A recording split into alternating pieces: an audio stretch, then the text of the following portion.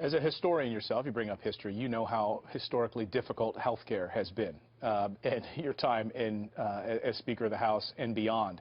This week, of course, we're starting to see those fissures emerging. We're seeing the Vice President going out and meeting in different states to try to sell this new health care law. And we're hearing from Sarah Palin this morning in an interview on Breitbart News. I'm going to read to you what she said about this and get your reaction. She said, "Remember, this is government-controlled health care, the system that requires enrollment in an unaffordable, unsustainable, unwanted, unconstitutional continuation of government-run medicine. And even in this new quasi-reformed proposal, there is still an aspect of socialism. That's the whole premise here." So there's a real battle here. She's calling it socialism. Are we going to hear more of that? Well, I'm sure you are. Look, I think the hard right would like to have purity or nothing. The fact is we're in a total mess. The health system's been decaying now for a very long time, getting steadily worse, and more bureaucracy, more government, more controls, and for that matter, more insurance company bureaucracy.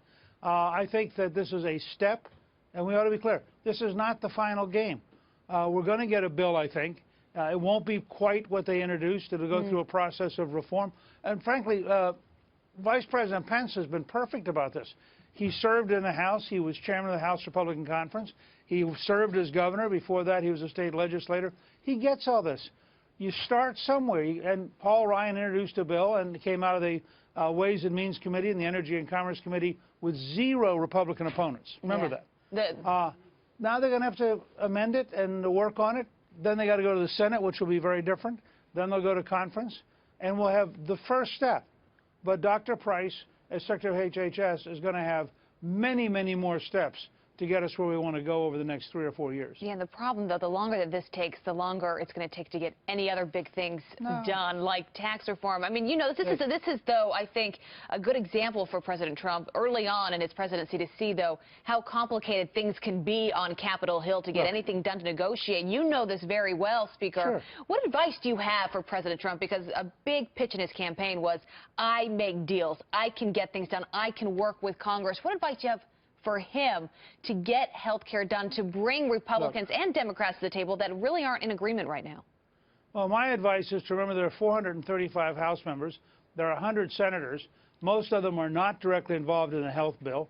Start working right now on a bipartisan basis on an infrastructure bill. Bring in Democrats. I'd ask every House and Senate member in both parties, what do you need in infrastructure in your district to be competitive in the world market, to create jobs, and to help your folks get to work and have a decent future? I would start that right now. I would start the tax bills right now. The fact that in the Senate you're going to bring the tax bill up second because of the nature of Senate rules is fine. These things can all be moving in parallel. You don't have to do one and then another and then another. In fact, it's dangerous to get fixated on one item. So I would not, I mean, my advice to them would be move 3 or 4 or 5 things. When I was Speaker, we were doing welfare reform, balancing the budget, reforming the Food and Drug Administration, reforming telecommunications, strengthening intelligence, all simultaneously. We were not doing them one by one.